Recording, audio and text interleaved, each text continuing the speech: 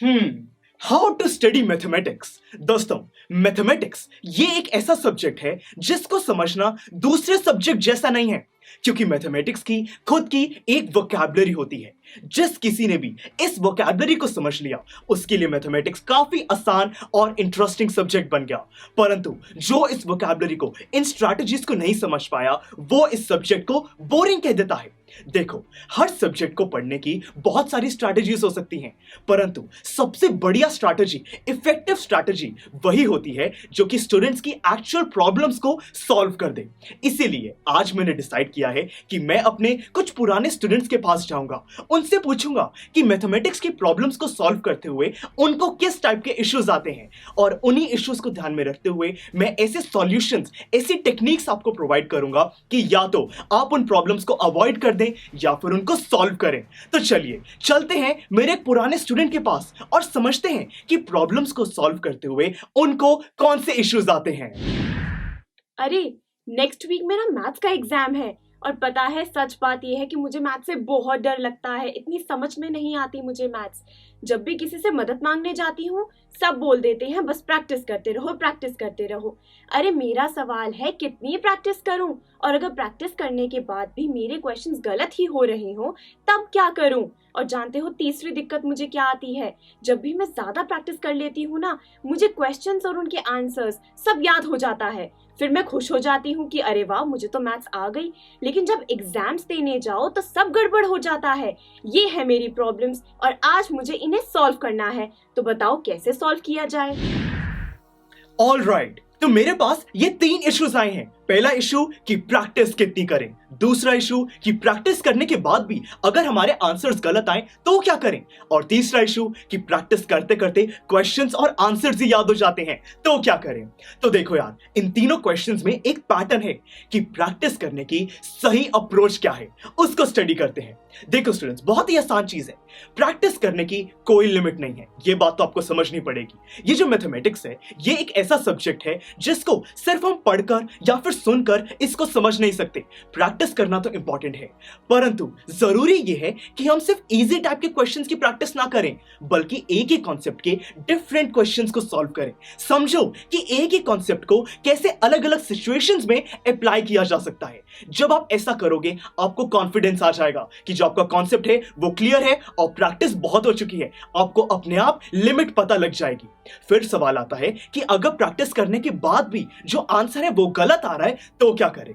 अरे बहुत ही आसान चीज है, प्रैक्टिस पे फोकस मत करो। फिर आपको फोकस करना है कि जो मिस्टेक्स हैं वो कहां पर हो रही हैं। आंसर को डिराइव करते हुए एनालाइज करो कि ऐसा कौन सा स्टेप था जहां पे आपने मिस्टेक की है, और उसी स्टेप को आपको करेक्ट करना है। उससे सारे क्वेश्चंस आपको समझ आ जाएंगे।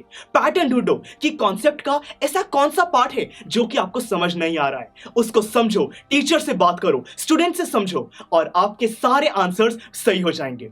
अगर आपको यह भी लगता है कि इतनी ज्यादा प्रैक्टिस करने से आपको क्वेश्चंस और उनके आंसर्स याद हो जा रहे हैं, तो दोस्तों बहुत ही आसान चीज है। जब भी आप किसी प्रैक्टिस के वक्त क्वेश्चन को सॉल्व करते हो, तब अपना फोकस आंसर पर मत रखो, बल्कि देखो कि उस आंसर तक पहुंचने पर आपका माइंडसेट क्या था, आपने किन किन स्टेप्स को फॉलो किया, क्योंकि हर स्टेप का एक पर्पस होता है। उस पर्पस को समझो कि हर स्टेप आपको आंसर के करीब कैसे ला रहा है। इन सब से आपको पता लग जाएगा कि प्रैक्टिस करने की सही अप्रोच क्या है, और उससे ये सारे इश्यूज आपके सॉल्व हो जाएंगे। तो चलिए स्टूडेंट्स, मेरा एक और स्टूडेंट है, वो काफी इंटेलिजेंट है। देखते हैं कि उनको आजकल मैथमेटिकल प्रॉब्लम्स को सॉल्व करते हुए क्या इश्यूज आ रहे हैं।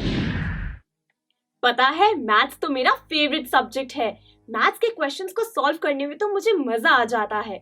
जब भी मैं किसी भी चैप्टर की एक्सरसाइज को अगर सॉल्व करने बैठूं ना, तो ज्यादातर क्वेश्चंस मुझसे आसानी से सॉल्व हो जाते हैं। लेकिन हमेशा 1-2 क्वेश्चन एक्सरसाइज में ऐसे आ जाते हैं जो बड़े डिफरेंट होते हैं, और मुझे समझ ही नहीं आता कि मैं उन्हें अप्रोच कैसे करूं। और यही दिक्कत मेरे साथ एग्जाम्स के टाइम पर भी आती है। जब भी एग्जाम देने जाओ तो 1 या 2 क्वेश्चन ऐसे आ जाते हैं जिनमें पता ही नहीं लगता कि शुरुआत कैसे की जाए, और यही कारण है कि मैं फुल मार्क्स नहीं ला पाती। तो मुझे बताओ कि आखिर मैथ्स के डिफरेंट टाइप के क्वेश्चंस को अप्रोच कैसे करें।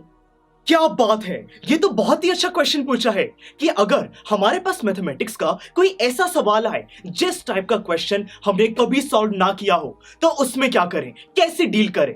देखो बहुत ही आसान है। जब भी कोई नया क्वेश्चन आता है तो उसमें सबसे पहले उस क्वेश्चन को समझो, बार बार उसको रीड करो, समझो कि क्वेश्चन में हमें क्या दिया गया है, क्या सिचुएशन है और उसके अंदर हमें क्या चीज कैलकुलेट करनी है।